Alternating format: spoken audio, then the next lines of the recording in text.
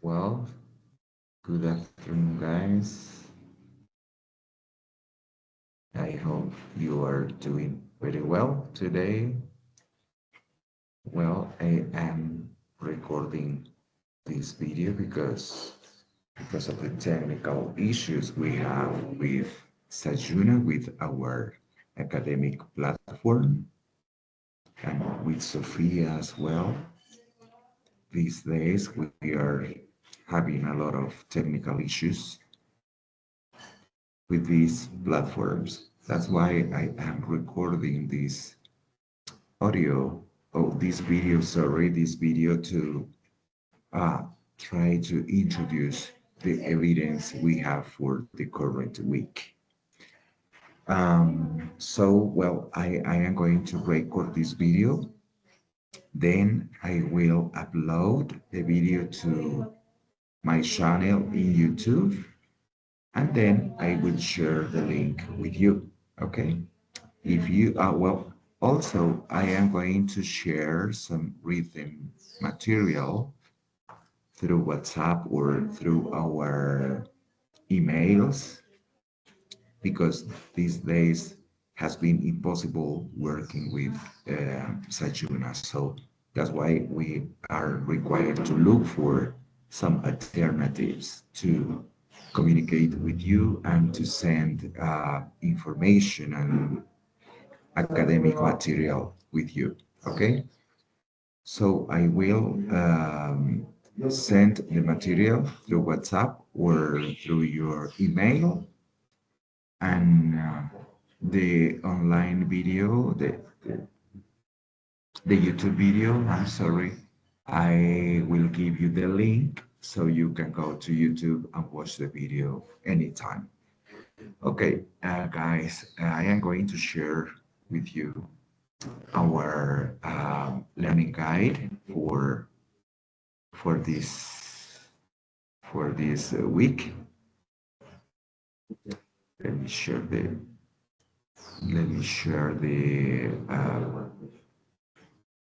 let me share the learning guide. Okay. Well, I am not sure if you are watching. Let me try again.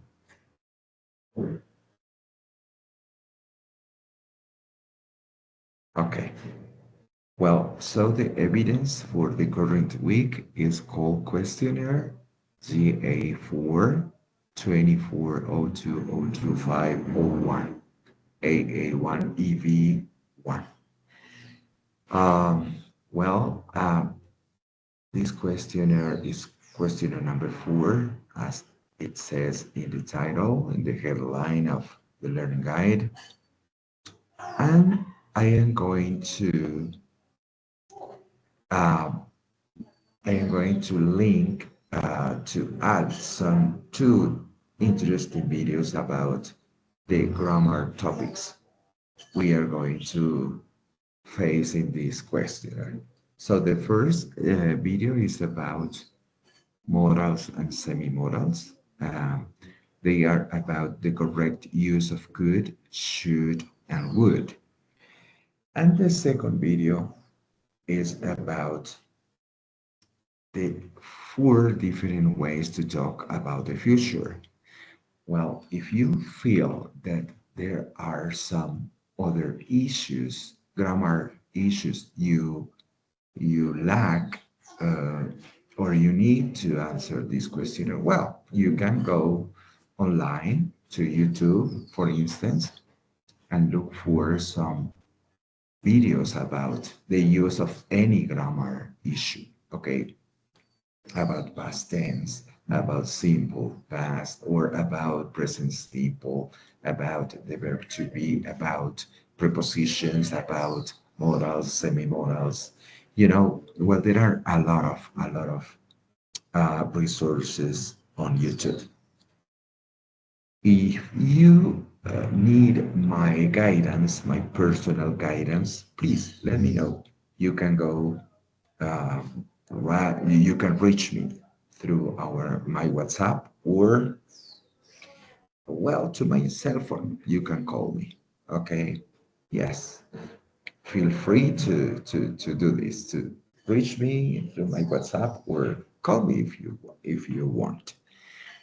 And so I want to share a little bit, well, short pieces of these two videos. Okay, I will submit this learning guide through WhatsApp with you to the group, and I will uh, share the link for the YouTube video. Okay, but this is the YouTube video. Well, I'll try to send the link tonight because it is a little bit, it takes time to process the video and to from Teams to YouTube. It takes hours, some hours, I think 3, 4, 5, 6 hours. I'm not sure, but it takes time. So as soon as the video is ready, I will upload it and I will share the link with you. Okay, we are going to watch well, like 5 minutes of these videos to give you a little bit guidance on how to answer the questionnaire. Remember that we have the possibility to take the questionnaire many times, you know, so it's not just one time, two times, 3 times. No, it's, well, you can take it some, I think, for more than 5 times until you pass the exam. Nevertheless, I suggest before going to the test, try to have a look to the videos, okay, and to the learning guide to look for some guidance. Okay. Hi everybody, my name is Alicia. In this lesson, I'm going to talk about the differences between would, could, and should. I'm going to give a very quick introduction to several different ways that we use these words and share a few example sentences so that you can get an idea of the kinds of patterns that we use when we're using these words. So let's begin with the word would. Okay. In blue, I've marked a couple of kind of key points for review of ways that we can use the word would. These are kind of made with some key grammar points in mind. Let's begin with the first point here. We use would to talk about unreal situations in the present. That means situations that are not real, things that are not true, but we want to talk about them. So these are very common if patterns. So for example, if I were, I would. If he were, he would. So you can see both of these start with an if statement. So that means that these are not real situations. We're just talking about the possibility of something. And then we're describing an action. In this case, it's a positive action with the word would. So for example, if I were a doctor, I would work in a hospital, for example. In that example sentence, I'm not a doctor, but I'm explaining if I were a doctor, I would work in a hospital. So I don't use the verb will because it's not an actual situation and I don't expect it's going to happen. I'm just talking about an unreal situation. Another point here is your pronunciation. When you use the word would, we'll contract it along with whatever you're talking about. So for example, I would becomes I'd, he would becomes he'd. And we'll see some more examples of this kind of pronunciation a little bit later. But when you're pronouncing if I were, I would is correct. But to make it sound a little bit more natural, use if I were, I'd. It sounds a lot better. So this is the first point, talking about. So you might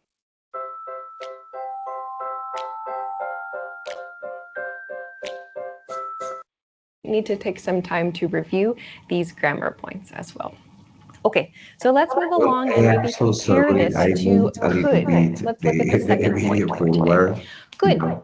Sorry. We use could to talk about possible situations in the present. Possible situations. This is a key difference from would. Would is unreal situation. So it's something that is not true now. Could refers to something that is possible, like something we can possibly do now or very soon in the future. For example, we could see a movie today. In this sentence, we're showing it's possible to see a movie today. We can't use we would see a movie today. That doesn't make sense. Here, we're expressing possibility only. We could see a movie today. It's possible to see a movie today.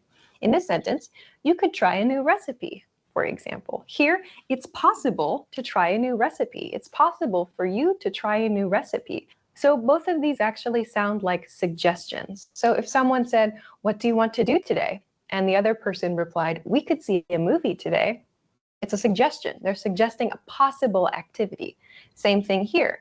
"What do you want to eat for dinner tonight?" The other person responds, "You could try a new recipe," like for someone who's cooking. These express possibility, and we cannot use would here because we don't use would to give like suggestions about things that are possible. We're just talking about a situation that's not true. Okay, so similarly, we can use this to talk about possible unreal situations in the past. So here, yes, we have unreal again, like we saw with would, but here we're also talking about possible situations. So let's look at the examples first, then we can compare. Here, past tense. If I had, I could have. And again, this actually reduces, could have reduces to could have, could have.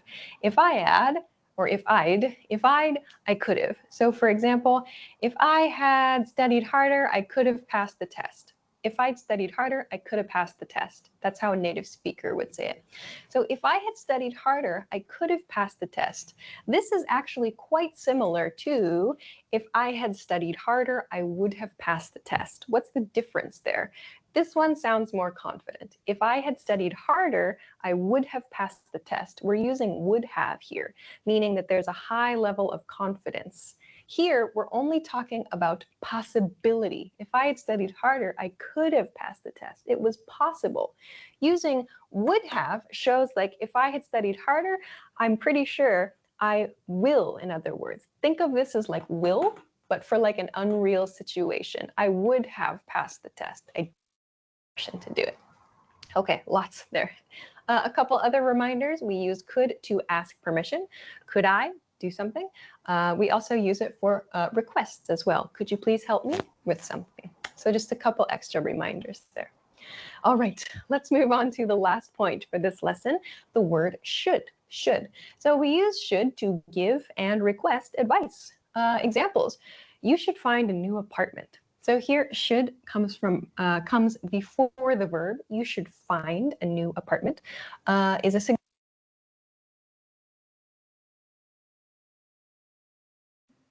Okay, now I am going to share with you the next video, the one about the different ways to talk about future.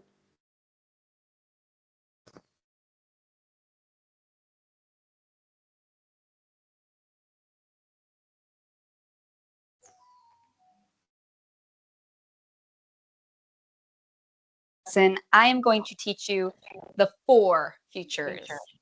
Okay, a lot of you know 2 futures, I think. A lot of you probably know will and going to. I'm going to teach you 2 more futures today and teach you how they're different from one another. Okay, so let's get started with the present continuous future.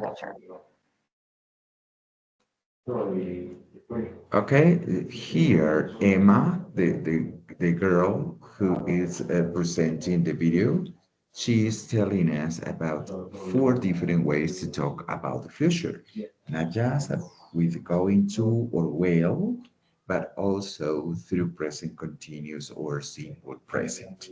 Okay, and she's going to give us a very brief explanation of how to use these tenses, present continuous and simple present, to talk about the future. You know, let's have a look. So the present continuous is when you have be verb.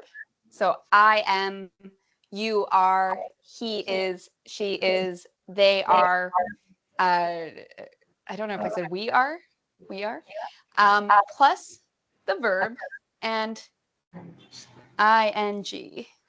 Okay, so we have am, the verb, ing. This is known as the present continuous. It's usually one of the first things you will learn when you're learning English. So a lot of you know the present continuous and you think, oh, present continuous, it's taking place now. You're right, but we can also use it to talk about the future. We use the present continuous to talk about a future that is going to happen very, very soon. So for example, if you ask me, Emma, what are you doing this weekend? Well, I'm hanging out with my friend Josh this weekend. Okay. Or I might say, I'm shopping this weekend. I'm studying this weekend. If you ask me, what are you doing tonight?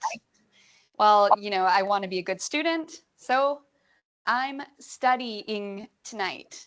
I'm studying tonight. What are you doing next week? Well, next week, I'm working next week. Okay. So, for example, I leave, you leave, he leaves, she leaves, they leave, we leave. So this is all simple present. In your classes, you've probably learned we use the simple present when we talk about routine. Well, in this video, she's like using, like as if we say in Spanish, salgo para Medellín esta tarde, salgo para Barranquilla esta noche. That's future, you know, but it's present. I am doing this in this moment, you know, and the present continues. Estoy saliendo para Medellín esta tarde. Estoy saliendo para donde mi madre el fin de semana. Entonces es algo similar a lo que nosotros utilizamos en español, you know, in Spanish as well. Okay, so you will have two sources to help, well, during this session. The first one is the written material, the learning guide. I am going to share this learning guide in a few minutes with the group. And second, you will have the possibility to have or to watch the video on YouTube. The video is, I think, tonight you will have access to the video tonight, because I'm not sure when it's ready because of the process, you know, to pass the video from Teams to YouTube, it takes time. I'm not sure how long does it take, but I think, but late this evening you will have access to the video, okay? Well, guys, if you have any doubts, any questions, please reach me to my cell phone or to my WhatsApp, okay?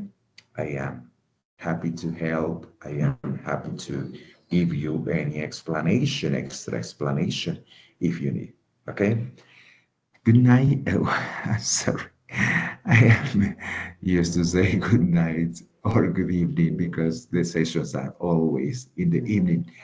So, well, good afternoon. Have a good afternoon and have a good rest of the day. Bye bye, guys. It was a pleasure.